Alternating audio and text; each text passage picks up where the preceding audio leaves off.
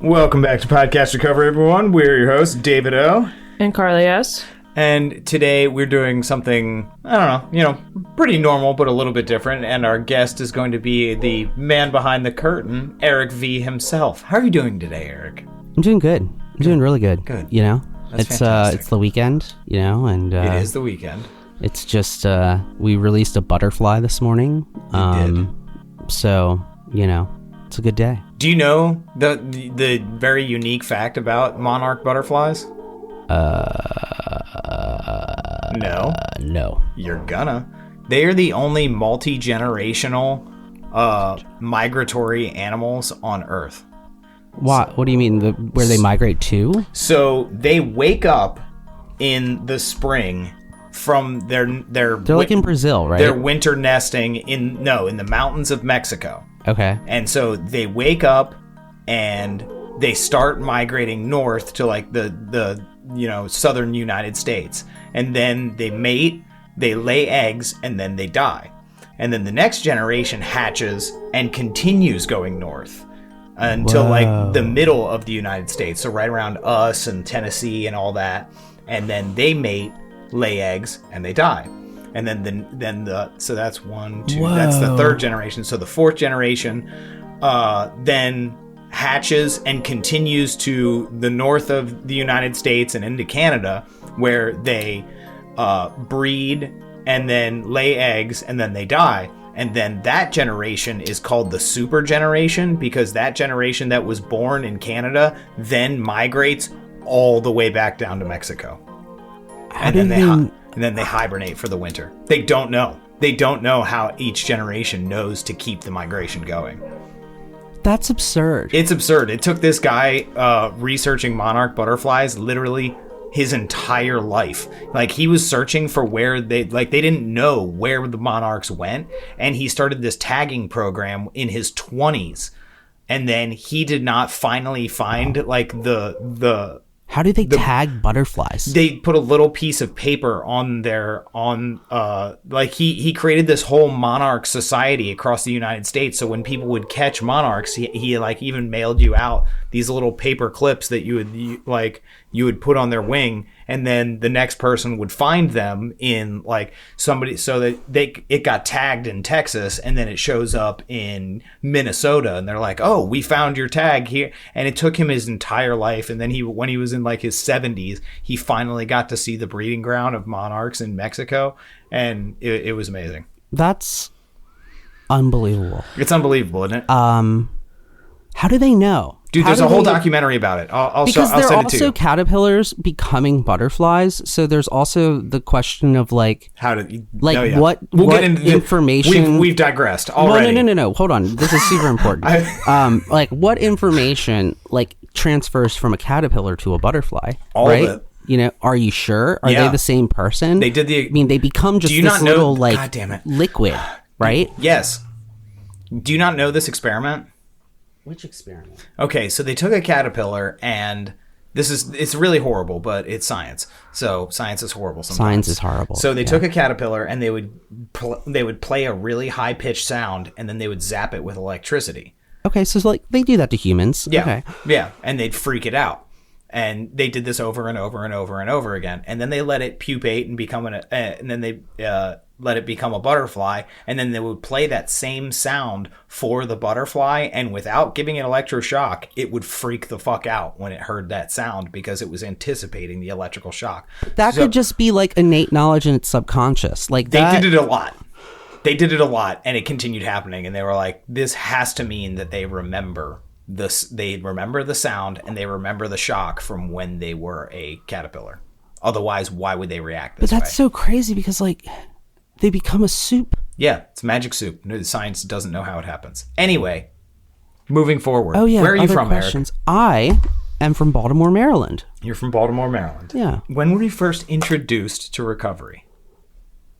Oh, what a question. 2006? 2006. 2005, 2006. So you're a senior in high school? Yes. Okay. All right. And how long? So this is a bit different. So I'm going to let you do the lead in. I was actually a freshman in college. I never close enough, dude. Did any treatment while in high school. I wasn't one of those types of children. Okay, close enough. So today's a little bit different. We're doing a very specific part of your story, so I'm going to let you do the lead-in for that, and tell us your clean time for that, and then take it away. Oh God, my clean time for that. Yeah. I do have a lot of different clean times that I always write down. I don't even remember my cigarette clean time anymore. I just know. Who gives a shit? I give a shit. This is way too complex for my brain this morning. It's not too complex, Carly. Okay, so I'm going to break it down for you right well, easy. Then let's get to it. Eric V, that's me, is going to be doing 3 different types of episodes because my story is convoluted and super long, and it would just be easier to break it up into the 3 different things that I suffer from, which is physical malady, it's mental illness, and it's addiction. And I have long histories with all 3 of those. So instead of trying to fit it all into one story, they're all very unique stories that play integral parts into the other aspects of. And today is the Olivia Newton-John Let's Get Physical. Yes, today. Well, is that Olivia Newton-John? That is absolutely Olivia Newton-John. What was the movie Physical? Like, I was thinking of like that girl. Who's the girl who like spills water over her head and she's like, and she flings her head back? I don't know. Start your story and I'll Google that. Okay. I'm pretty sure I know what. You know what I'm talking about? It's from the 80s. I'm pretty sure it's Flashdance. Yep, you're right. Yep, it is it's Flashdance. All right. So, hi everyone. I'm Eric V. Hi, Eric. Hi. Yeah. So I'm gonna start this story like just from the beginning, where I like had a very normal childhood. By most accounts. Normal or privileged? Well, it depends on your perspective. Because, I mean, from where I'm sitting at, when you meet the Modell's children at tennis camp, I mean, I'm pretty poor at that point, right? This relativity bullshit.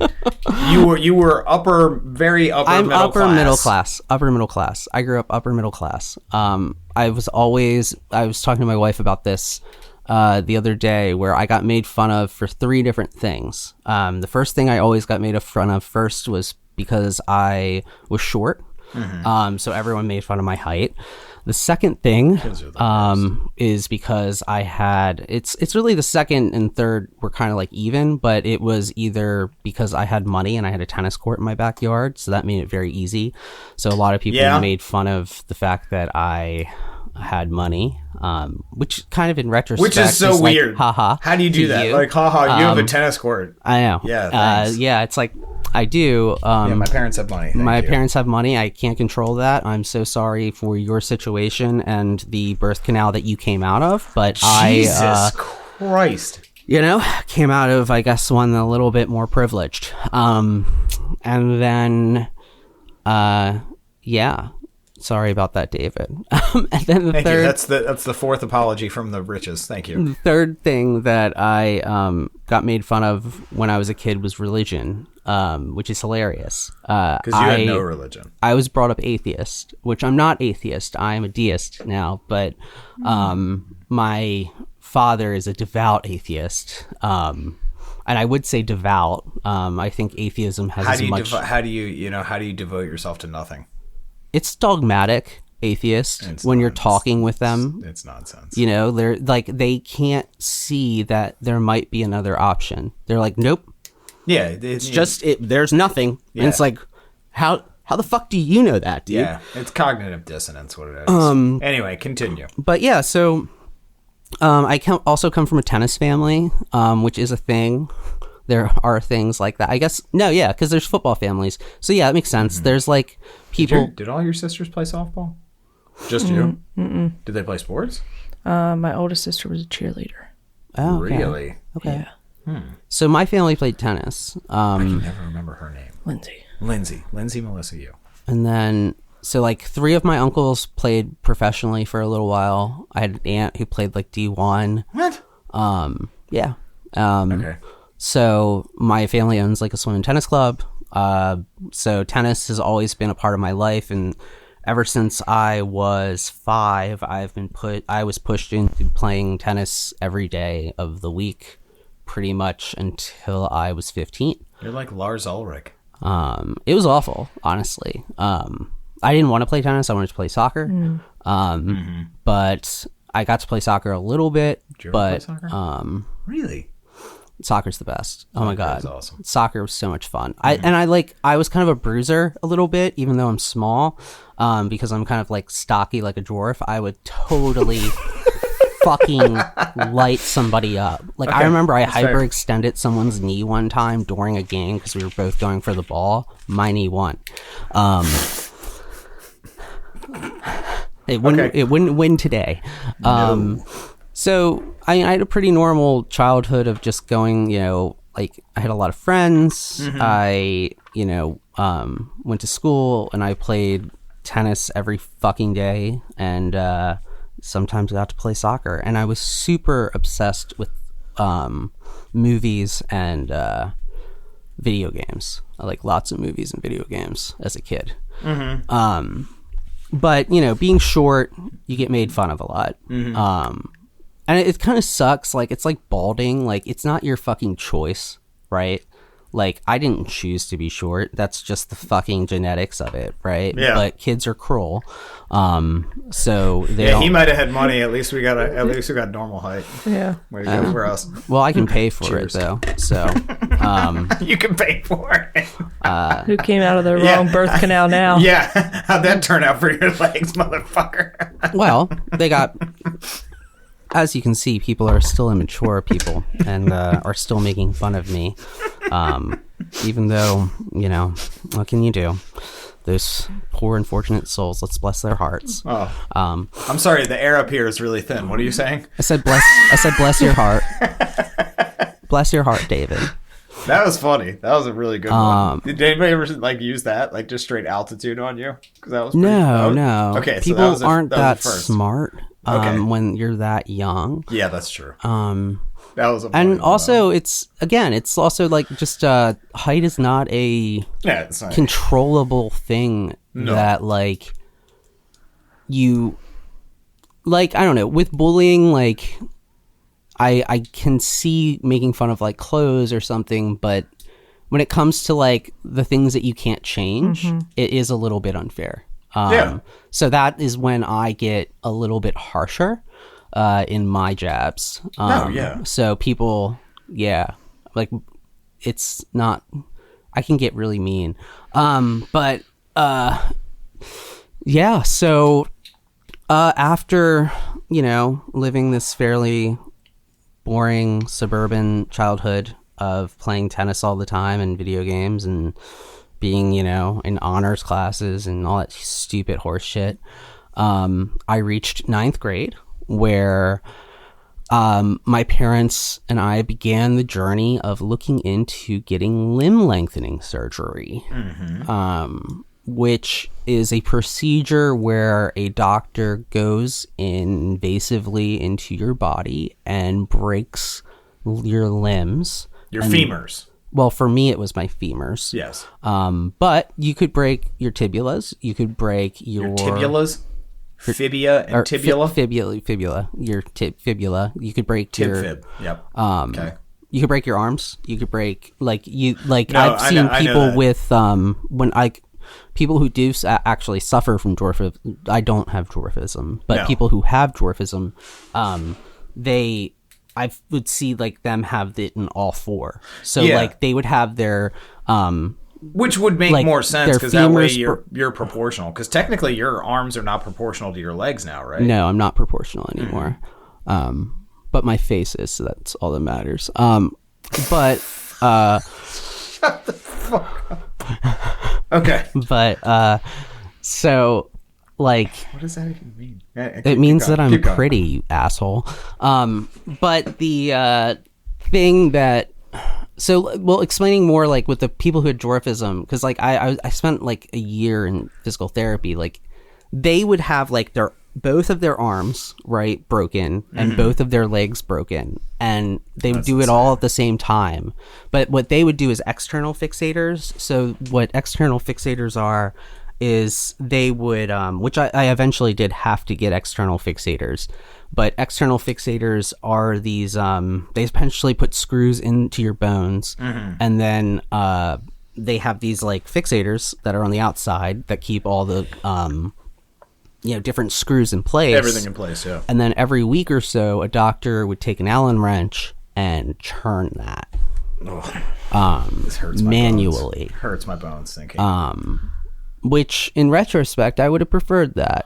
But at the time, I was worried about scars for some reason, which as a cutter, I'm like, why did I give a fuck about scars? Were you a cutter prior to that? I wasn't. I was very normal. Okay. I was a very normal kid. I never smoked. I never drank. I never did, I wasn't really like a bad kid. I do have my moment of where I kind of turned like rebellious in 5th grade, which I think we've talked about, David, where like, it was just like I was at school and I was blamed for something I didn't do.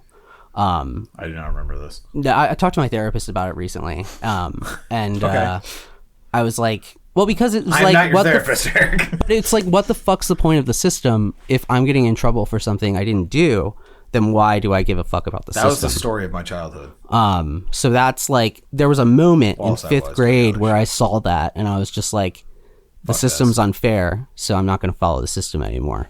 But I never like smoked or drank or did anything like that. So, but yeah, so we're going through this whole entire process of, it took a year to like get ready before, my legs got broken. So you had to go through a whole bunch of processes and I actually remember right before, the surgery, like the end of May of 2003, I was like, I was talking to my parents. I was like, I don't think I can do this. I was like, this is a lot, and I was 15. So my parents were like, nope, we're pretty far in this process. We know what's best for you. We're going to do this. Everything will be fine. I was like, I just have a bad feeling about this. I was like, I don't think things are going to be okay. And they're like, no, everything's going to be fine. Like, nothing's going to go wrong. Blah, blah, blah. And I remember, like, sitting in surgical prep and the nurse going through, like, all, like, the things that can go wrong. Yeah. And she's just, like, talking. And she's just like, this could go wrong, but there's a 1% chance of that. And this could go wrong, and there's a 1% chance of that. And this could go wrong, but there's a 1% chance of that. And I was like, okay, I'm probably just overreacting. I'm just bummed out. I'm going to miss an entire summer of like high school, and I won't be able to walk for a few months. And I was like, everything will be fine. So to preface, the type of surgery I was having, is they were breaking my femurs. And what they were going to do is put something called an ISKD. So not a fixator, not an external fixator. This is an internal fixator that would go in through the top of my hips. And they would insert it in through my, like the top of the bone and put it in that way. Into your bone? Yes, it was literally inserted into the bone. So what they did with my cousin had a rare syndrome called TAR syndrome, where he was born. So I can't remember what the T stands for, but the A and the R is absent radius. So he was born without the radius bone in his arm. Oh, geez. So he had to have limb lengthening surgery as well while he was. He got his done when he was an infant and a toddler. Interesting. Yes, and what they did is so they would cut his bone apart, spread it, and put coral in between. But when was this? When he was a toddler and an infant. Well, but what year? I'm saying. Early 2000s. Okay. I mean, I was with Dr. Paley. I was with like the guy who invented this stuff, so I never heard of the coral. Yeah, so maybe that's because of how young they were. Yeah, I think so, because his bones were still growing. It gave him the ability. So his bone, so he would have bone on either side. He would have like a half inch to an inch of coral on each side, or in between two pieces of bone, and the bone would grow through the coral. So that what that had to be is because of his age. Yeah, I suppose so. Because I was done growing. Mm-hmm. So like, because I'm thinking like at that age, like you're not done growing. So how else you're just would they going. be able to keep up the pace of regular growth if they're doing that at that age? Mm-hmm.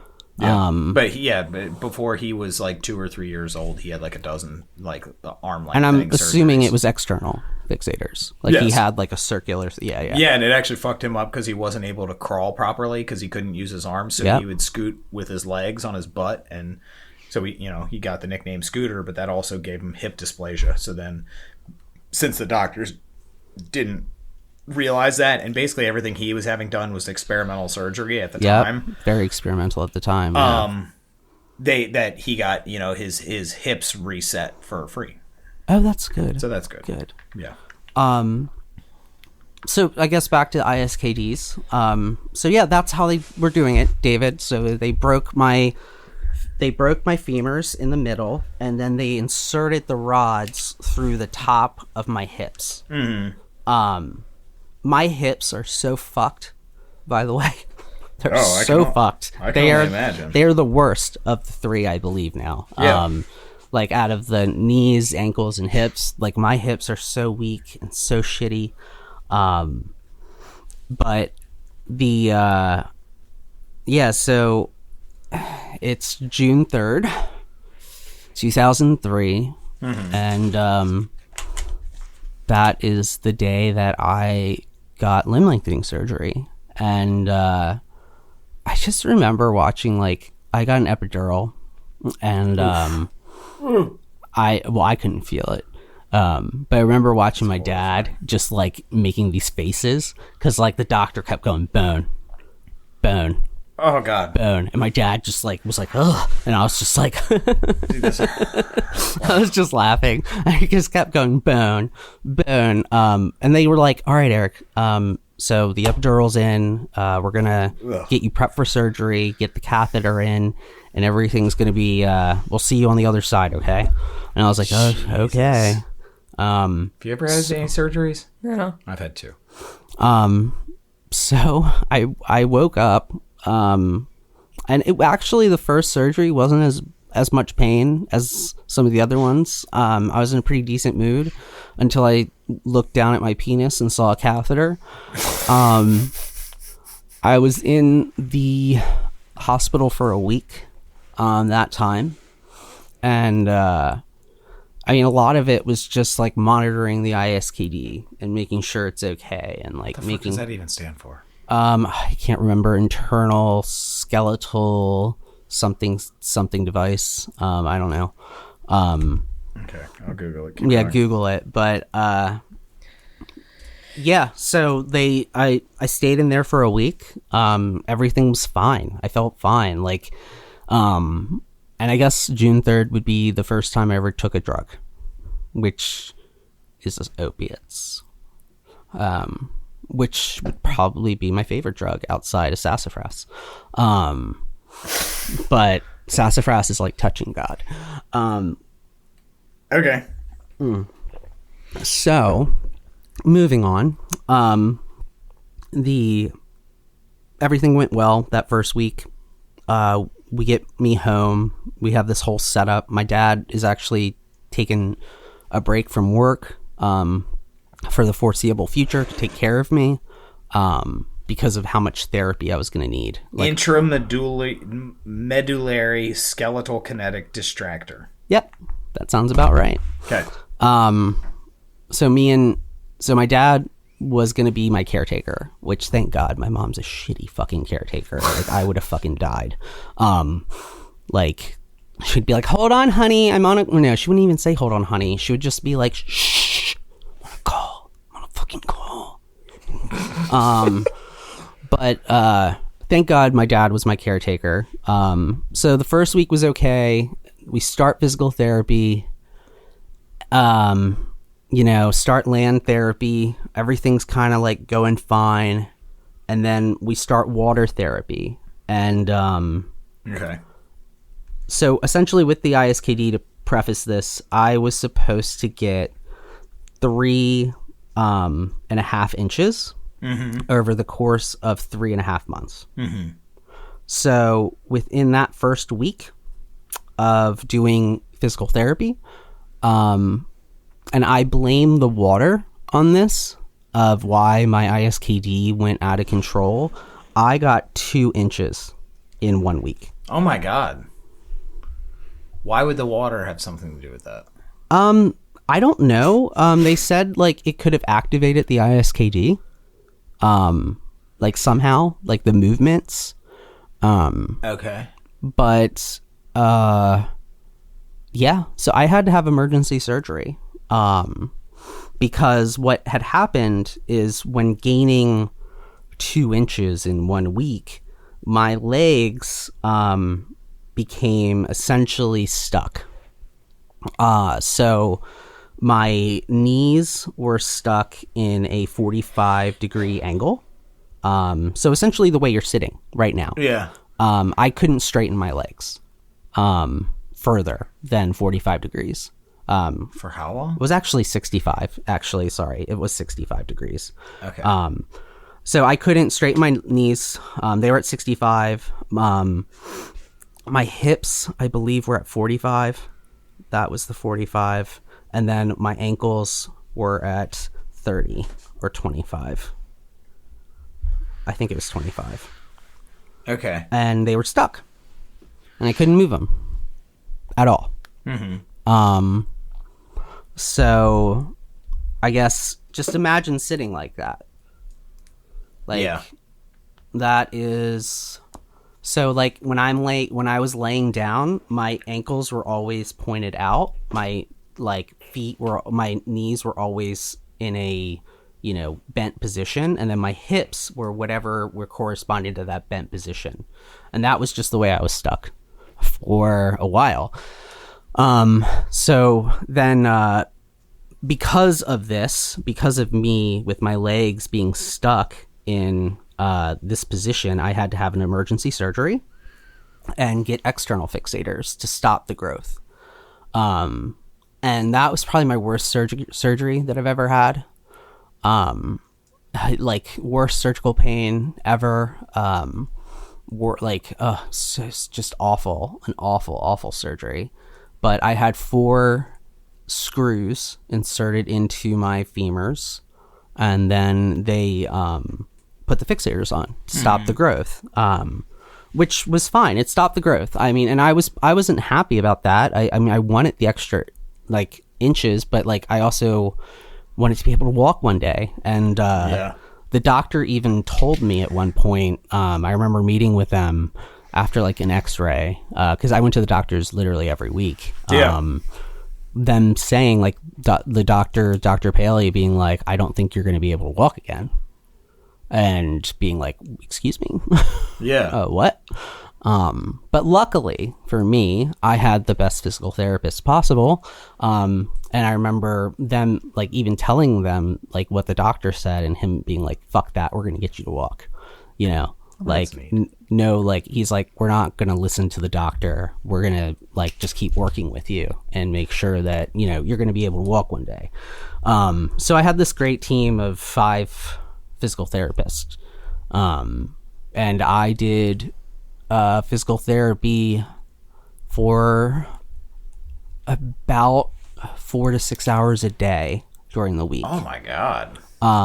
So I would have at least 2 hours of land therapy, which just means at this point it means me laying on a bed and them stretching me out. Yeah. Okay. And then I would. Do your bones hurt, Carly? Because mine do. My leg bones hurt from hearing this shit. And then I would have about 1 to 2 hours worth of water therapy a day. And and sometimes it would be more, right? It's like it would depend. Like it would be between 4 to 6 hours a day where I would be at Sinai Hospital getting therapy done by very specialized people, like who just did, children limb lengthening. So to paint a picture of this place, like I still sometimes have like dark, like I'll have like nightmares about it, kind of like when I, not like waking nightmares sort of, but imagine I'm 15, and then imagine a bunch of other children who are between the ages of like 6 and my age, just all screaming and crying as like physical therapists are trying to like work on them and like straighten their legs and keep their legs in working condition, and there's just screaming all the time and like crying all the time. This is horrible. So and your parents did this to you? Yes. Well, I'm glad I was poor then. So Jesus. Yeah, physical therapy was rough, but those people saved my life. So yes. Over the course of about 3 or 4 months of having the external fixators in, right, and letting my bones heal, we actually were able to get my limbs like back down to 0, right? Like my knees could reach 0 again. Mm-hmm. Like they'd have to push hard as fuck on it, but they could reach 0. So I went and saw the doctor, and the doctor was like, oh, they took an x-ray. They were like, look, your bones are healed. So it's time we can take those external fixators out. And I was like, oh, great, cool. Okay. It'd been 3 or 4 months. Like, yeah, bones heal like in 3 or 4 months. Yeah. And so the doctor, which also is fucking weird as shit, dude. Like, so they took out the fixators. I was awake during that. No twilight, no nothing? No twilight. Oh my God. Twilight. I mean, I was on a lot of meds, but no twilight. I would have preferred twilight. Yeah. And it's like using an Allen wrench, on my bone. Weirdest feeling I think I've ever felt in my life. I could imagine them removing screws from your bone. I don't think there's anything even remotely close. Because you can feel it, and it hurts in this way that you never felt before, so you don't really know how to like quantify it. Yeah. The only thing like I could even imagine like it too is like the feeling of like when you're numbed at the dentist, but you can still feel them fucking with your teeth. Yeah, but imagine then unscrewing your teeth. Yes. Yeah. Yeah. So that was like. That should be the title of this, the unscrewing your teeth. Unscrewing. There's Let's get physical, in parentheses. Unscrewing your teeth. It's still such a weird pain. I still have my fixators. I know, you used to have them on the wall. Yeah, they're right. Yeah, they're on the wall. They're right behind me, actually, next to my. Well, we can't see them. You can't see them, but next to my poster. But I still did you have to ask them like, "Hey, can I keep for those?" I asked. Fucking yes, I did. I was like, "Those were part of me. I want them." Well, they were like, "Okay." Yeah, like luckily on one of them, it was really easy to remove because my dad one time, like he dropped my fucking wheelchair. And I like landed and it like loosened one of them. So luckily that one wasn't like as weird as the other 3. But god damn, did that hurt falling out of a wheelchair. Oh my god, I was so mad at him. I forgot about that though. But moving forward, so they took that shit out of my legs. So I just have the ISKD still in my legs. That they can't remove yet. So over the course of the next week, Eric gets another 1.5 inches of growth. Yay. Oh my god. But the bad part is my legs go back to their original fucked up positions. So that sucked. So I was back at 65 degrees for my knees, 45 for my hips, and like 25, 30 for my ankles of being stuck. So all that work I did over 3 to 4 months meant nothing. Because a doctor misread my x-ray. But now looking at it, I guess it's cool to have gotten the extra inches, but at the time, fuck that guy. Yeah. So everything I did was for nothing. So I had to go back and redo all that stuff with my legs for about another 3 to 4 months of working, you know, to get to where I could walk.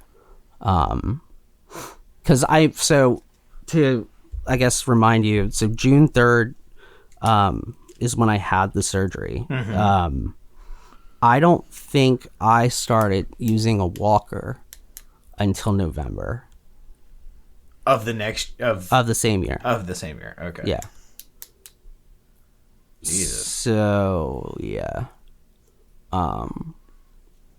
So yeah, I kept like, so with like those out of my legs now, I kept just, you know, working at it, and I went to therapy like with those people for a year total of physical therapy. Mm-hmm.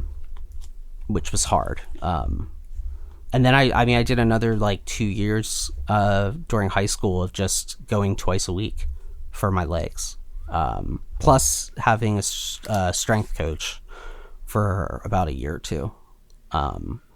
Which, by the way, I also had a strength coach when I was in tennis, so that's also upper middle class bullshit. But yeah, I had a strength coach for a couple of years where I saw 2 times a week, which is fucking ridiculous at 12. But yeah, so I eventually get my legs back down to where they're supposed to be. I'm being homeschooled during this point.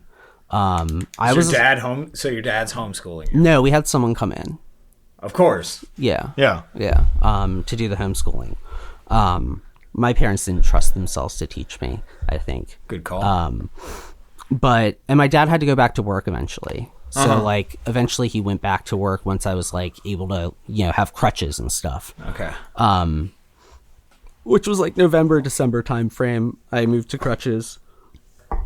And I made the regrettable decision of going back to high school that year in January. Which, man, when you're like physically disabled, there is nothing more isolating than that at a high school. Yeah. It was one of the worst decisions I think I've ever made. I should have stayed out of school for a whole year. But, you know, I still had to do therapy every day or like 2, like, you know, and, but eventually, you know, my legs got back down to where they were supposed to be. Eventually I got off the crutches. One of the ways that I built up strength was, through DDR. Dance Dance Revolution? Yeah. I was really fucking good at it for a while. What was your go-to song? Xenon, I think, was my go-to song. If you remember that one. Fuck is that? No, I don't know that at all. But me and like I was like so good at DDR for a little while where I would be like one of those people who could like do tricks and like switch the So you're like Nick Swardson and Grandma's Boy. Yes. Yes. I was Nick Swardson and Grandma's Boy. And I knew people, I was friends with people like that, and we could like switch sides and stuff. It was crazy. But through all that was like super isolating and super depressing. And like, I guess the part of the story I didn't share is I was also on a lot of meds. So the doctor was the first person that I ever received drugs from. Mm-hmm. And you're taking, I assume, at minimum Oxy 30s. I was taking at least 2 Oxy 80s a day. 80s, okay. At the worst periods, right? So I was taking, I think, over 200 milligrams a day of opiates. Yeah. I think at one point it was the highest it ever was 2 80s a day, and then I think it was like two other 2 10s or 3 10s every 4 hours. Okay. I was on 15 to 20 different meds a day. Because I also had really bad anxiety. I had constant infections. So this was your go-to song? On DDR? Don't play too much of it. No, I don't think so. But I'll figure it Sorry. I'll figure I was out. like, what song are we talking about? I'm also looking into playing platform tennis again, and there's a brand called Xenon, so that might be why I'm thinking of Xenon right now. Okay. But because when you also have external fixators in, one of the things that's really sucks, and like I guess I didn't talk about, and is also super gross, is that you get infections constantly. So you were on antibiotics the entire time. Oh yeah. And I had to clean it, so you would have to like, take like tweezers and take all the dead skin off, and like then put rubbing alcohol around the whole thing and then regall it. But it was really the dead skin that was weird, and having to like grab at like all the dead skin. Why couldn't you have hired like a nurse to come in with the money? I don't mind doing it. Yeah. Yeah, you have a fucking tutor, but you don't have a fucking nurse. You have a strength coach. I didn't mind doing the cleaning. So Christ. I also was the one who cleaned my wife's C-section scar when that got infected. Trust me, that was way grosser than my fixators. That's fair. But I go back to school, still doing physical therapy and all that, and then I eventually about a year goes by, and they take the ISKDs out of my legs. So the way that they had to do that is they had to cut into the top of my hips, and then they pulled them out of my from the top. I swear to God, I have a mental problem, because when I hear shit like this, I can feel it in my body. Like my legs hurt throughout this whole story. This is a horror fucking show. I mean, it is like a horror show here. The children crying and stuff. Like I remember this one little girl, man. No. I don't want to hear it. Okay. I don't want to hear it. Okay, so they're taking out the ISKDs. They're taking out the ISKDs. I'm now I'm a junior in high school. At this point, I have tried weed and drinking.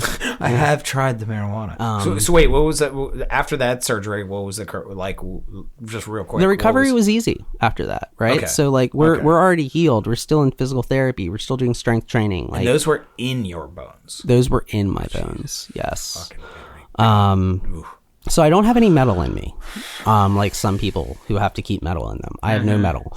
But could have been like Wolverine. I mean, I don't have adamantium, just lying around.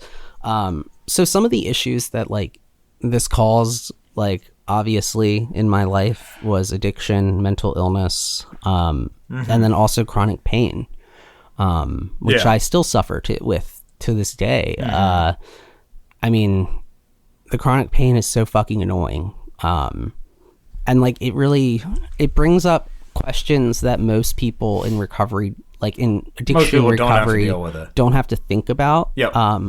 You don't really have to think about okay, so I can either feel constant pain, or I can take an opiate, or I can take an opioid, or I could try cannabis, or I can destroy my liver twice as quick with Tylenol, or I could maybe destroy my kidneys with some Aleve. Yeah.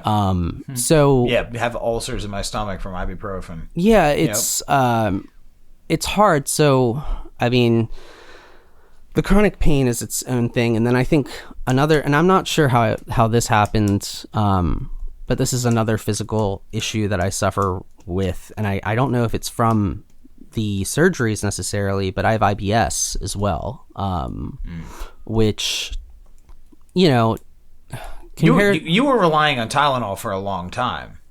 For a little while. Yeah, and Aleve. I was really heavily relying on Aleve when I shot weddings. So do you think that those played a part in your gut degeneration?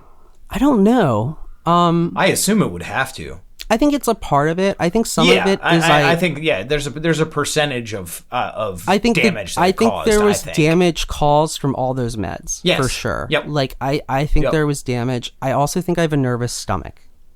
Do Did you have Which is any a bowel thing. problems before? No, I didn't. Okay. I didn't. So I do think it's from the surgery. Then it would have to be. Yeah. That's just But the nervousness makes sense. is also probably from the surgery. Like, so the anxiety is probably from the surgeries as well. So, but I have like a nervous stomach too with the IBS. So like, God, IBS ruined my life for a little while. And I'll talk a little bit. Like I wanted, the legs were the big thing, but I do have a few other of the maladies that I feel are important. So like the IBS, I mean, literally in my late 20s, up until I was about 31, ruined my social life. Absolutely ruined it. I would use the bathroom anywhere from 5 to 15 times a day. True. I just couldn't go out. Like, it was a blessing if I got to go out. Like, that's why I would try to get people to come to my house, because then I could explain. I could be like, oh, I have to use the restroom and feel okay. Yeah. But it was debilitating. And people, like, I know people with Crohn's and with, like, that sort of stuff. Like, I feel for you. Yours is worse. Yeah. Okay? Trust me. It's M, worse. Matt M has something. Like, oh yeah, he does. Like, and it's worse, dude. Trust me, it's worse. But like, the loneliness and like isolation that period of my life until I figured out a med combination that would eliminate my or would help my IBS get more normal. I mean, it was literally completely isolating. Yeah. And like I wouldn't hang out because I was like, I probably am going to have to use the bathroom 3 times. Like, is there a bathroom nearby? Like, what are we doing? Is it going to be embarrassing to use the bathroom? Yeah. Like, if we're playing a game, I don't want to have to be gone for 10 minutes. Like, yeah. So like that, like, played a huge factor into like my decision making. But I figured out like, a certain med combination that works. Sadly, I had to get back on antidepressants in order for that to happen. Why? Because that's what worked. Because of the nervous stomach thing. Like, I've tried like the medication for nervous stomach, which is called, I believe, dicyclamine. Yeah. But it just doesn't really work for me. But I recalled these periods of time where IBS wasn't like a problem in my life was when I was on psych meds. Okay. And I was like, interesting. And I did like some research, and there's research around like citalopram and like IBS. Yep. And I talked to my doctor, and I was like, look, like, I've done some research about this, and then it's so weird how they'll come up with a medication that's designed to do one thing, and then they find out like, oh, well, it actually works better for this. Yeah. Yeah. And like, I don't like being on psych meds. Of course I need to be on them, but like, the reason I got back on them is for IBS. It wasn't for my mental health. Okay. And the crazy thing is, it helped. And I got back on my gabapentin at the same, or pregabalin at the same time for my nerve damage. Which also, by the way, I have well, it's not as bad as it used to be, but I have nerve damage in my shins. So if you're looking to hurt me, kick me in my shins, I'll be down for a long time. Oh, really? Because it hurts. It already hurts. It always hurts. So there's always this like feeling of like it's kind of almost asleep. Dude, I fucking nuked. You know what I mean? Nuked my shin with a fucking tool at work fucking 2 weeks ago, and I can still feel that shit. Yeah. Shinning yourself is one of the worst things ever. I don't know how X Games guys do it. Taking like skateboards and fucking bikes and fucking scooters to the shins. Oh, dude, I don't know. Yeah, that Fucking shit's crazy. Psychopaths. Anyway. I guess kind of round it up with the other stuff. I've had a total of 1, 2, 3, 4, 5, 7 surgeries. Oof. Some are just wisdom teeth. Well, David, I got dry socket. Yeah. Have you had dry socket? I have not. Have you had dry socket, Carly? No. If you're a guest, or if you're Did you listening, start messing with your teeth too? I was like, if you're listening to this I only think I episode, got one wisdom tooth out. that's weird. If you're listening to this episode That's weird. and Yeah, you've ever had dry socket, please share with us what that feels like. It's 2 weeks of just unbearable pain. And like, it's a half headache / tooth pain that you can't do anything to avoid. Yeah, that's horrifying. It's awful. I'd actually compare it to like getting my getting the screws unscrewed from my bones.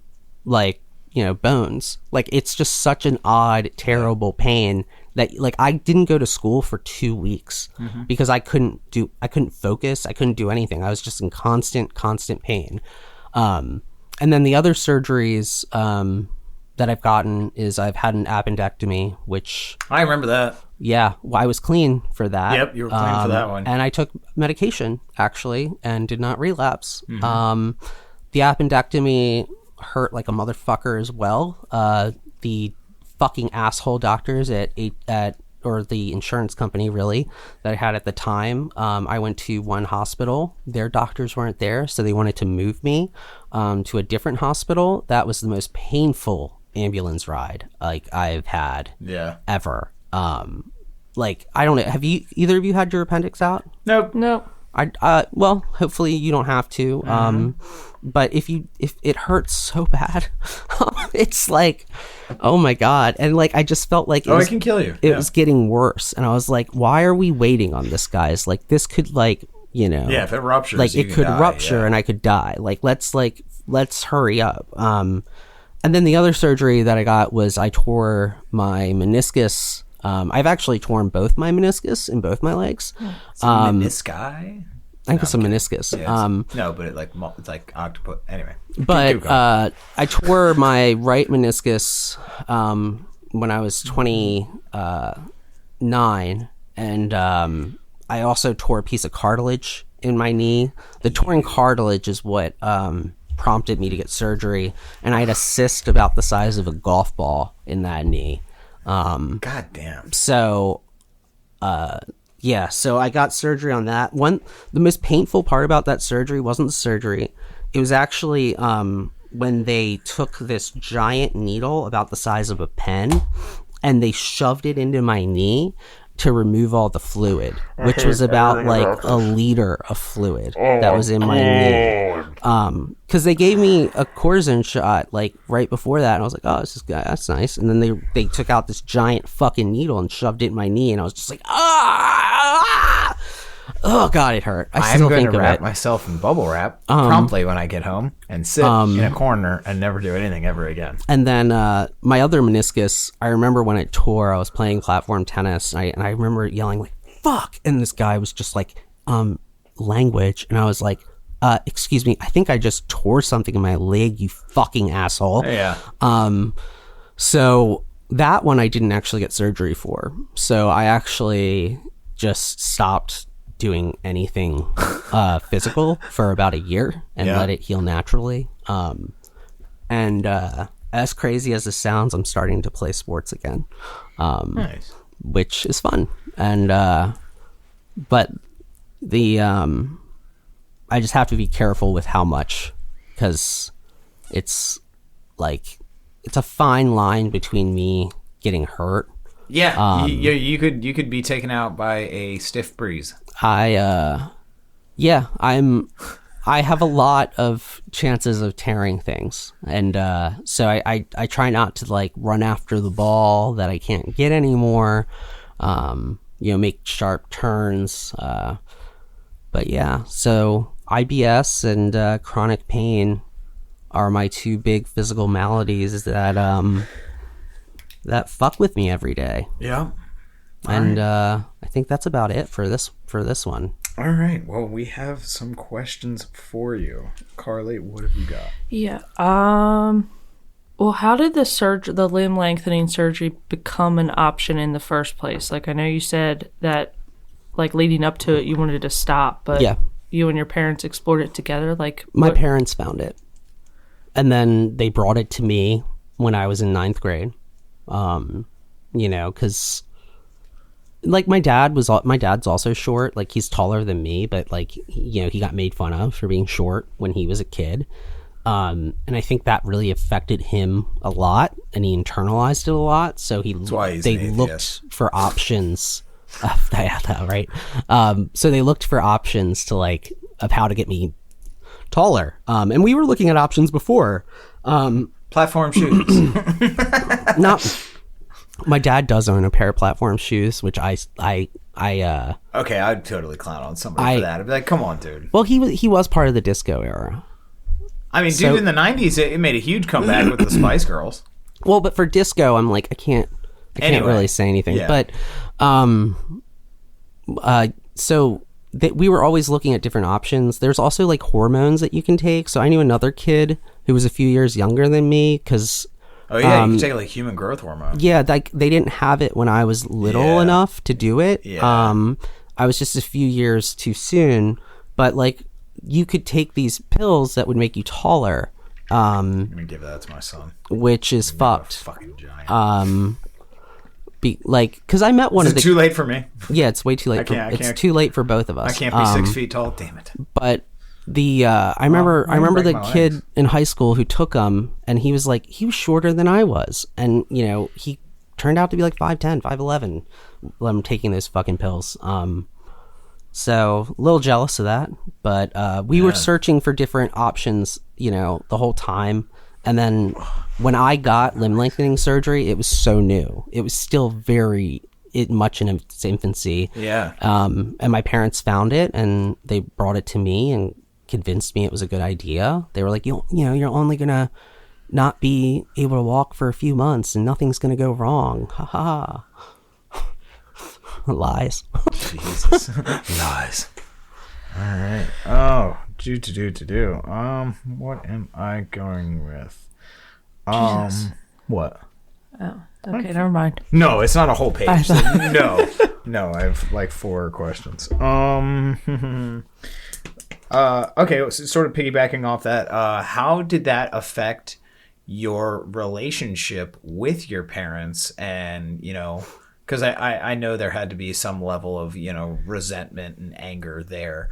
So, you know, what did that look like and how did you deal with it? Huge resentment. Yep. Huge, like utterly ginormous resentment towards my parents. I still feel... I mean, I can only imagine. I'd be furious. Yeah, I mean, I still feel a sort of way about it, but I've come a long way and like done a lot of different things. 20 years since that. It's been over 20 years now. Yeah. Enough for a little person to drink alcohol. It's been that long. Yeah. But it's at first, I mean, it was always my go-to, obviously, whenever we're in a fight. Like, you did this to me. Hell, you broke my legs, you fucking bitches. And then they'd be like, what were we supposed to do? I'm like, I don't know, not fucking torture your child. Yeah, not break my legs. But the way that... I mean, it was a big resentment. I four-stepped it for sure. For my first four-step, not my second. It wasn't in my second, but it was in my first. Yeah. But I wouldn't say it was I wouldn't say the step or therapy were really the thing that got me through it. It was actually, I don't remember the technique. It's some journaling technique, but it was with this when I was at Father Martin Ashley's. Primal scream therapy. No. I was at Father Martin Ashley's. I was meeting the former head of the facility, Reverend Dahl, and he had me do a few writing exercises, and there's like a letter or something, and it actually worked for both. Like, it's not necessarily like forgiving my parents or whatever. And I as a parent now, I can see where they came from, right? And like, I get it. I totally get it, why they would do what they did. But it relinquished the anger, and like, I can see their perspective. I can like forgive them. I'm gracious for who I am today. And without that experience, I wouldn't be who I am today. Mm-hmm. So it took a while, but like, when I got over it was when I was 24, doing those exercises. And like, the funny thing is I actually also got past the death of my best friend through those same exercises. Like, those were like my two big core two of my bigger core drug issues was like my physical, like my, physical issues, and then also having my best friend die at 20, which most people like at that age, just we hadn't really faced death yet. No. So, yeah. But that's kind of the way I worked past it, is through, the steps, and then also like therapy and seeing a spiritual advisor. Okay. All right. I had a multi-pronged approach. Yeah. All right, Carly, what do you got? All right, so this might be a weird question. Okay. But you said you blame the water. So do you have any resentments towards water? I don't actually. I don't have any resentments towards water. Question. But I love that question. I do blame the water. I still blame the water. Because I give the ocean the finger every time I pass it.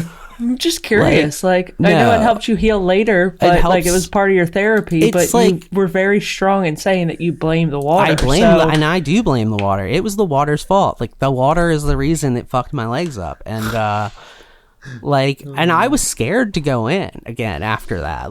I had to because of my legs, and it's so much easier to do water therapy than it is to land. But no, I'm not resentful of the water, and I never worked through my anger with the water. But maybe you should. Yeah, maybe you need to, buddy. But I think because honestly, one thing I would like to have one day is one of those infinity pools. Oh yeah, those things are so. I remember the. Do you know what I'm talking about? Yeah, it shoots a jet of water at you, so you can just swim. It's only 6 feet long. Yeah, it's not very long, and I could do physical therapy in there. I could do I could swim. I could do all this different stuff. They used to have those infomercials on late at night. Get your own infinity pool for the coolest 5 short payments of man. $1,000. Yeah, one day, so so fucking. Because I would always push my parents. I'm like, can we get an infinity pool? It really helped me. And they're like, we have a hot tub. I'm like, fuck your hot tub. Fuck hot tubs, guys. Infinity pool. Yeah, infinity pool. But. That's my game plan one day, is to get an infinity pool so that I can then help my legs even more, because the pain is always there. As a poor growing up, I used to look up to such opulence with just delusions of grandeur, oh, maybe I'll have that one day. Do you remember that? You remember that there used to be an infomercial for this really just decadent looking ice cream cake thing called the Venetian. The Venetian. Dude, that's a hotel, but I've never heard of an ice cream cake. I can't remember. I'll have to look it up. In the 90s, they had this infomercial for this cake of oh, if you like decadent desserts, here's what you want. And it was lifestyles of the rich and the famous. And I was like, I want that one day. I was like, maybe I could have that one day. Maybe do you know what I was? A rich person. Speaking of lifestyles of the rich and famous, why don't they bring that back? Real side tangent. Okay. I was thinking of Exhibit the other day for some reason. And Pimp My Ride. I made a reference to that last night. Dude, I was thinking of the premise of that show and them going to Exhibit and just being okay, Exhibit. This is what imagine this, right? You're gonna be on the show. You're gonna be hosting it. And you're going to talk these people into making these cars that don't make any fucking sense. But they were so cool. They were so cool. Don't even imagine them as cars anymore. Your steering wheel is actually a gumball machine. It's what? Your El Camino? You now have a hot tub in the back. Yes. And when you lift the hood up, there's a TV in there instead of an engine. It was the most dude, I remember there were a few where these people brought in such pieces of shit that they were like, dude, we can't even fix this. We're just going to give you this new PT Cruiser. Yeah. Oh my God, what a ridiculous show. Let's make your car not work. The late 90s and early 2000s were so amazing. What a fucking time to be alive. Okay. So no resentment against water. No resentment against water. Okay, that's fantastic.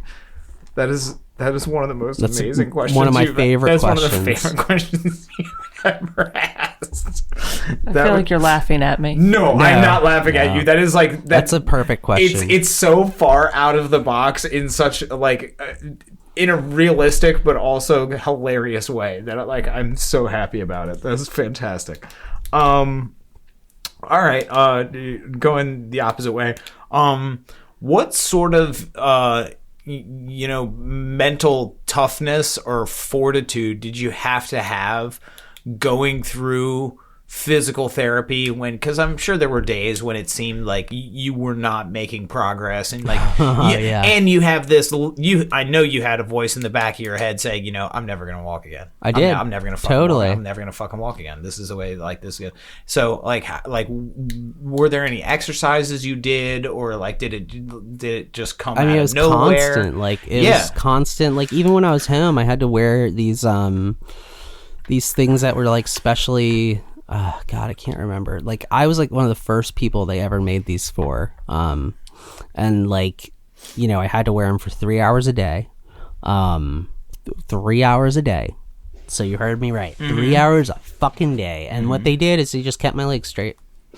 While I watched TV. But I mean, it was hard. It was hard at 15. It's really hard. To like, I'm not where I am now. I don't have as much life experience. I'm like, no.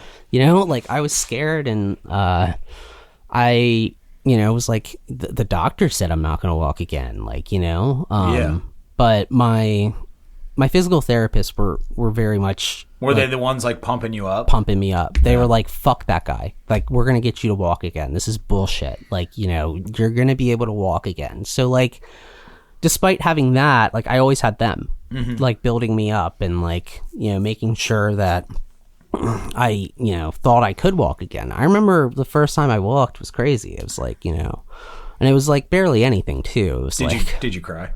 I don't know.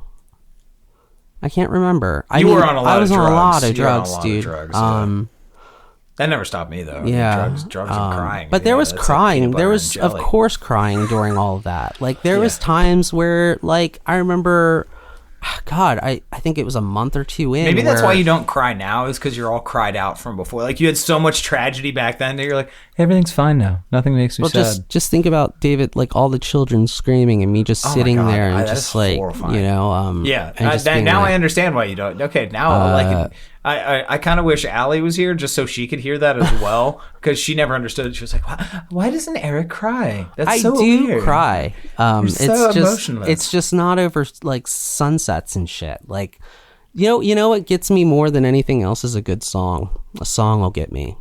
Oh yeah. TV shows won't. Movies won't. No. But movies will. A song will get me. TV shows make me cry too. But what was he like? It was like the mental fortitude was just. It was just I had to keep going.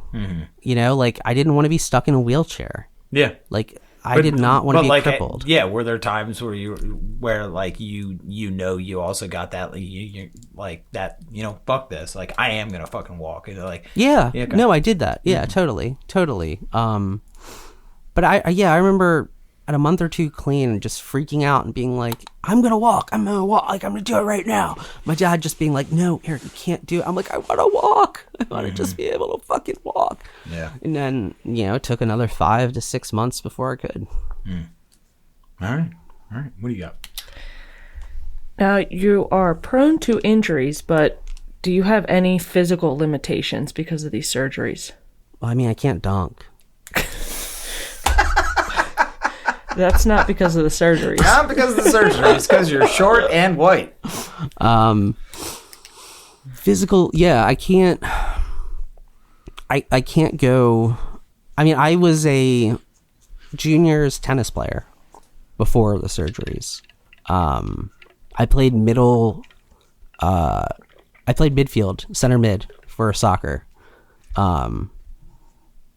Huge change in like what I was capable of doing after the surgeries. Like, I mean, before the surgeries, I could run a mile under 6 minutes. Oh God, I could never do that. I could.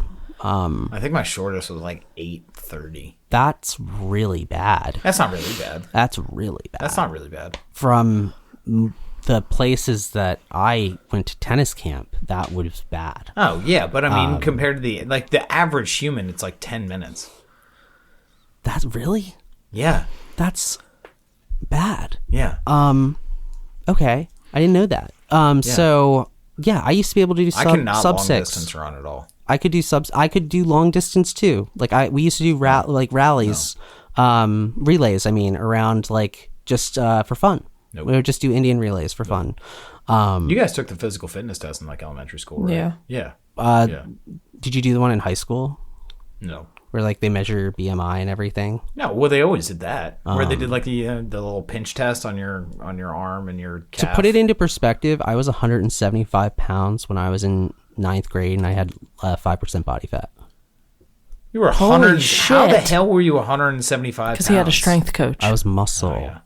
I have to find this picture of my freshman tennis picture. Like my calf muscles are Yeah, like you are all legs. bigger than like people's waist. Like it was like it's like Ray Rice level. Like you know when you would see his thighs. Like I was like one of those people. Was the like effects of the surgery ever taken into consideration before you had it? Like By what my it could do to your parents? tennis career? That's what I Oh, thought. do you want to? Oh, you want to know? You know about that? Oh my god! So my mom, crazy bitch that she is, was like planning this the whole time. My dad actually was the one who was like had some fucking sense, but my mom was like, even before the surgery, she's like, okay, so I'll roll you out there every day. We'll set up the ball machine, you know, and you can practice. And then you can also do serves pretty easily from a chair too. So I think, you know, we'll be able to keep your strokes up, you know. So that was my mom's game plan, was to roll me out there and have me play tennis every day. Did that even happen once? No. Okay. Okay. Good. She Good. did try. And my dad was like, no. And I was like, no. I essentially wear the loincloth for about like 6 months too, by the way. I didn't wear clothes. I just wore like boxers. Yeah. So yeah, that You didn't wear a shirt? Why didn't you wear a shirt? because I had so many medications, it felt weird. What does that mean? I don't know. I was down to like, so I was at 175 pounds in 9th grade. By about October of 2023, I was down to like 109 or 10 pounds. Ew. That's less than my using weights have ever gotten to. Yeah. I Wow. look like a skeleton. Yeah. They threatened to put me on a feeding tube for a little while. Really? Fuckers. Well, yeah, because I was on so many opiates, I couldn't eat. Oh, yeah. That makes sense. All right. Did that answer your question? I don't know. What was the question again? Physical limitations that you have. Oh no, like- it didn't. Oh, Okay, no, yeah. no, So no. physical limitations. I can't play to the level I used to be able to play, and I'm really coming to terms with that right now. So I, after I tore both my meniscus, Well, we're old now. it took me a while, dude. Because I played sports all through my 20s.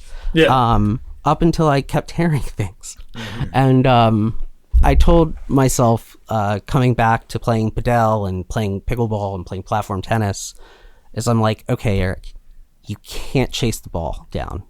Like, you just have to let it die. Like, figure out new ways to win points.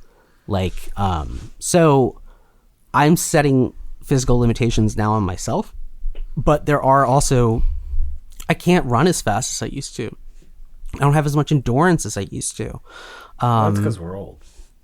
But I didn't afterwards either. Yeah. Right? Like, I used to be able to run forever. I used to be able to bike forever. And now, ever since then, Oh, I I just can bike forever. had, That's not an issue. I couldn't play anything that involved constant movement. So like soccer was done.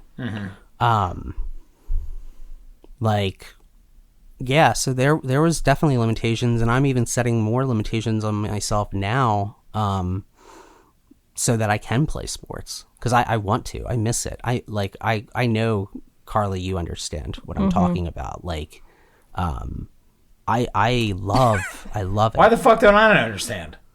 You ran like a mile in 10 minutes. Like, did you? It was play 8.5. Did you play sports Yes. competitively? Yes. He's very offended right I'm now. incredibly offended. I will. Well, you're afraid of the pool, but if you got in, I would fuck you up in any fucking race.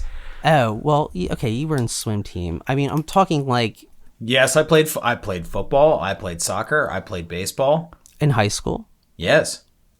I thought you were the cheerleader. No, I played football in high school. I thought you were the cheerleader. I played football. Were you a safety? I played left bench. Were you the water boy? Pretty much, basically. Dude, like, yeah. You're Rudy. I wish. No, I was the fucking wedge breaker on fucking on kickoff because they were like, yeah, fuck this kid, like throw him at the wolves. So yeah, I broke the wedge, a few times and probably got a couple concussions. So you just got lit. Oh yeah, I got lit. Oh my God, David. I made a few tackles. I made. I don't consider. Is that competitive or is that just being stupid? Is there a difference? Yes. How? Yes. Hand I mean, in hand, do you still think of like Carly? What about you for competitiveness? Somebody has to break the wedge, man. Somebody had to do that. That was somebody's job.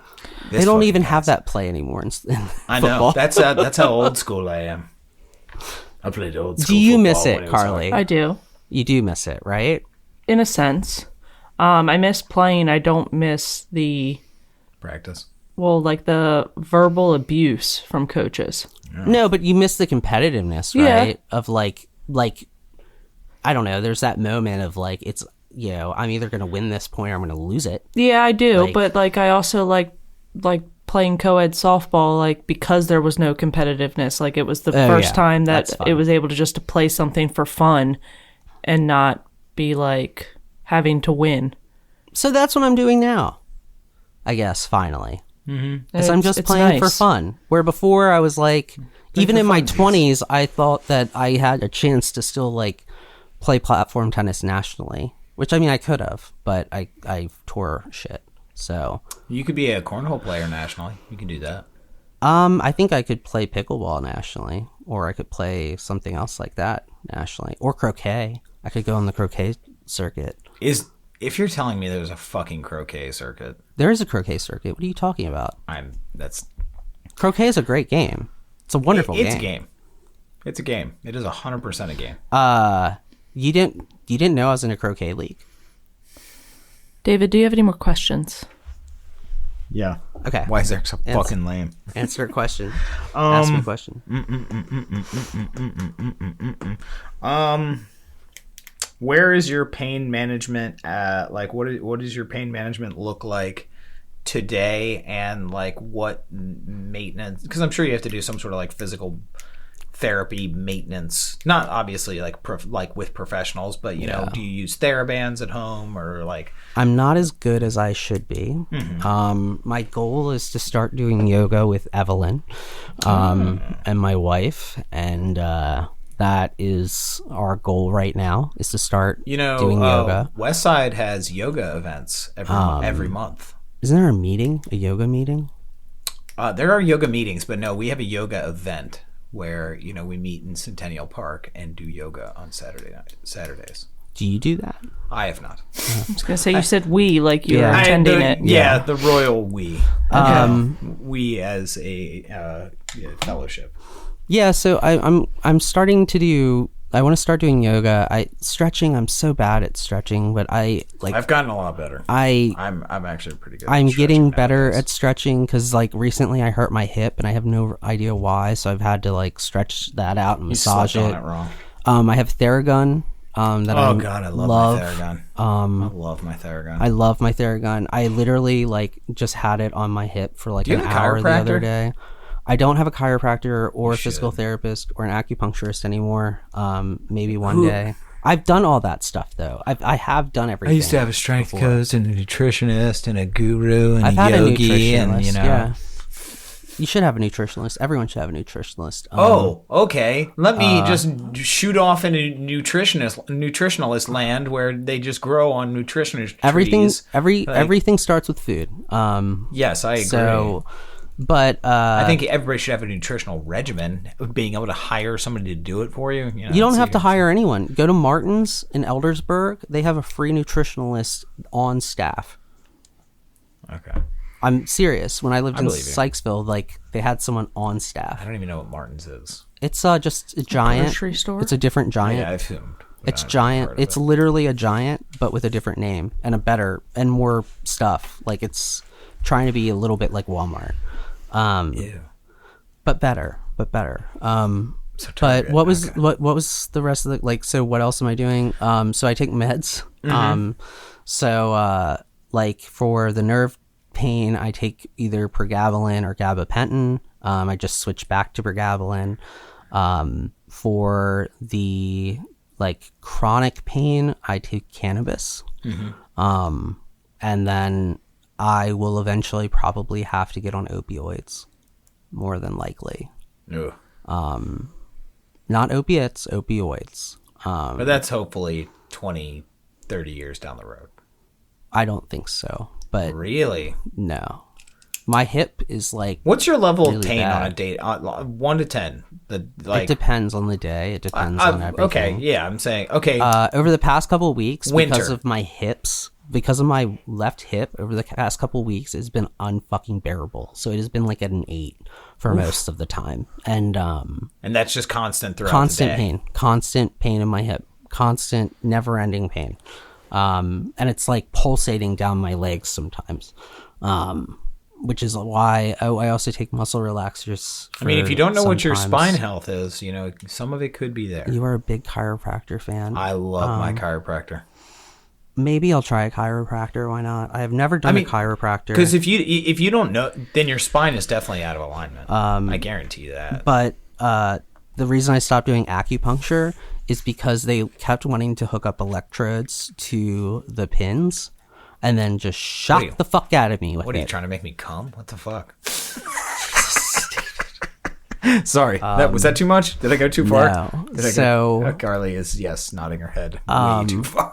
Sorry, so I mean the cannabis I'm a horrible person. the cannabis helps. The cannabis Yep. definitely helps. And it's a noticeable effect too sometimes, like when I'm doing yard work, for sure. Like, and I have to bend down a lot. Like, I can't do it unless I have cannabis. Like, it would not, I wouldn't be able to do as much. Are we talking gummies? Like pills and tinctures and stuff. Okay. I don't really like, I actually think it's the gummies, the whole food market's kind of horse shit, and they should do more capsules. Okay. Because, like, why are you giving people sugar? Yeah. Yeah. Sugar's a drug, I think. It's addictive as fuck. But the, Ooh, I actually, I'll what? after the pod, I'll let you know. but, yeah, I mean, so it's a lot of different things. Okay. There's meds, there's stretching, there's hopefully yoga one day. But yeah, I mean, I know I have to take meds one day. Like, and I've accepted that. That's just part of my life. It's part of like what it's going to be. And yeah, that's what my parents gave me.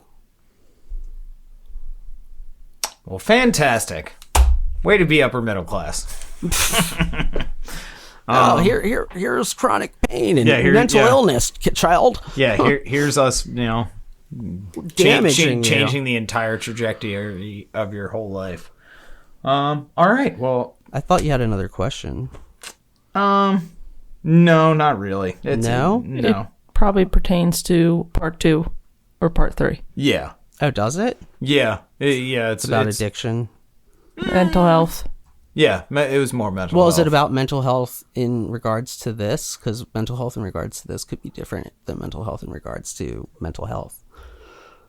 I mean, just like my last question is just like what level like of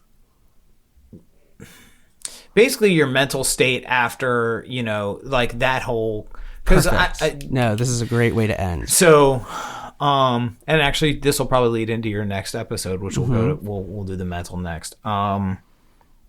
So let's say after, so June 3rd, what, 2003, and let's say full recovery is 2 years.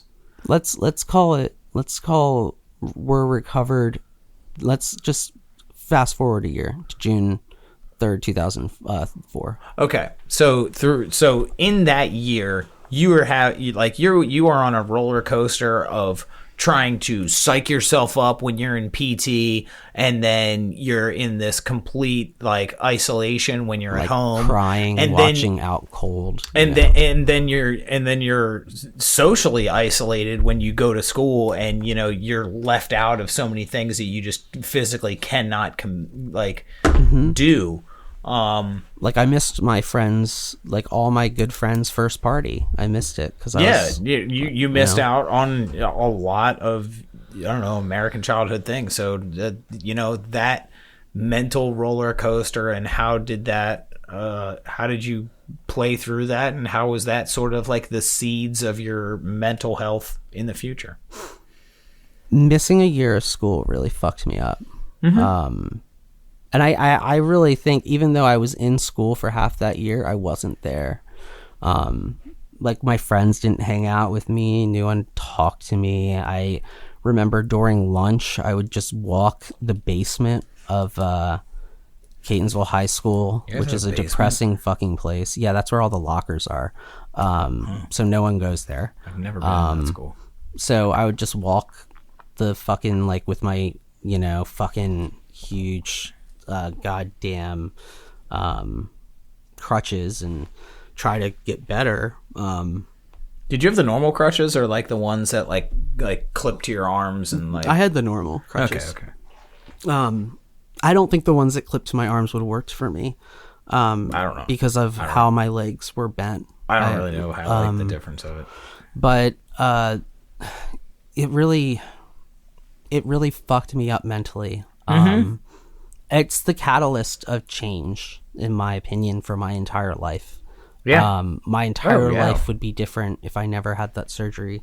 I don't think I would have become an addict, personally. I don't necessarily think I would have the level of mental health issues that I have now. I, through that year, didn't really notice any issues with mental health or loneliness or any of that. It actually came in the summer of that year. Strangely, when I started my first job, working at my grandmother's swim and tennis club, I kind of like I avoided the pool. I did avoid the pool. I was actually a groundskeeper. So I just Did you have to clean any golf holes? No, I didn't. Luckily we didn't have golf, David. Okay. So I know. If that had happened, you would have laughed so hard. But I'd been like, I got a rich. I got one. But the, what do you call it? That was when I started to notice the mental health issues. Was that summer? I remember I stayed up there for most of the summer. I got in a big fight with my parents because they were like, you have to come home. And I'm like, I'm at grandmom's house, and they're like, it's not your home. You've been here for 3 weeks. I'm like, I don't want to go home. I've been in that fucking room for a year. Yeah. But and I remember I got my first girlfriend that summer. Ooh, what was her name? First name? Her name was Caitlin. Caitlin. With a C. And I think it's the right way to spell Caitlin, actually. There is no right way to spell Caitlin. It doesn't matter. I think it's wrong with a K for some reason. But I think Kate needs to be spelled with a K. Yeah. So, had my, and then Carly with a K is weird. That's wrong. Carly with a K is wrong. So that was like, that summer I had that, agree? I can't agree. I have to be impartial. Why do you? Because you're she's a Carly. Yeah. Because my sister-in-law is Carly with a K. Oh. So fuck her. Whatever. That's weird. Huh. But nonetheless, fuck, what was I going to say? I was going to say that that summer was when I started to realize my mental health issues. It was the first, so I had my first girlfriend that summer, and then she broke up with me. Because that's just so much to deal with mentally at 16. What? All these physical problems. Yeah. You have like this anger and resentment towards your parents that you probably didn't have I didn't- 2 years prior. Not nearly. Yeah. Like you probably like, There was anger and resentment, but not nearly. Yeah, normal 13, 14-year-old. I don't like my parents, are fucking lame or whatever. Yeah. But yeah, like to deal with that and you're a 16-year-old boy, so you have all these fucking hormones. We're still going through puberty at that point. Then that's just a lot. Well, yeah. Mentally and physically to deal with, and to not have, and you weren't doing any sort of mental therapy at that time. Nope. Yeah. Mental therapy hadn't started, and I hadn't started doing drugs, like any drugs yet either. Well, you were. No, but I was off all that stuff. But at that point. Okay. So at that summer, I'd been taking off everything. I didn't replace it with anything yet. Okay. So I hadn't tried weed. I hadn't tried alcohol. I was just working all the time. I guess that showed my workaholic tendencies later on. To kind of like work to avoid feeling. And then after the girl broke up with me that summer, we only dated for like a month or so. I did get my first kiss, which was cute. Like after we went to Six Flags, we were like... Your first kiss was at 15, 16? 16. When was your first kiss? Really? How do you not know? How do you not know? I don't know. Okay. Well, wait. No, how do you not know? My first That's French kiss was not 6th grade. what this episode is about. That's true. But I want to true. know. But this is We're now curious. really intriguing. The people wanna know. But after she broke up with me was the first time I had depression, and was the first time I ever restricted. So I remember there was a period of about 3 weeks where all I ate was bread and water. And I didn't do anything but work for from when the sun came up at 5 a.m. till about 9 at night for weeks. And you just played Love Hurts on repeat. No, I was listening to The Killers, Weezer. My depressing album at the time was Big Head Todd and the Monsters. The one with imaginary ships on it. Oh yeah, that one. Yeah. I love Big Head Todd and the Monsters. Yep. All right. But that is when my mental health issues, I guess, started. Okay.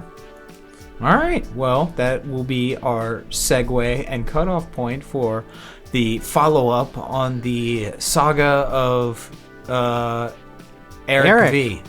Eric V. I was trying to come up with something clever and got nothing. I tapped out. All right, everybody. Well, we would like to thank our guest, Eric, for joining us today. Woo! Yay! Way to go!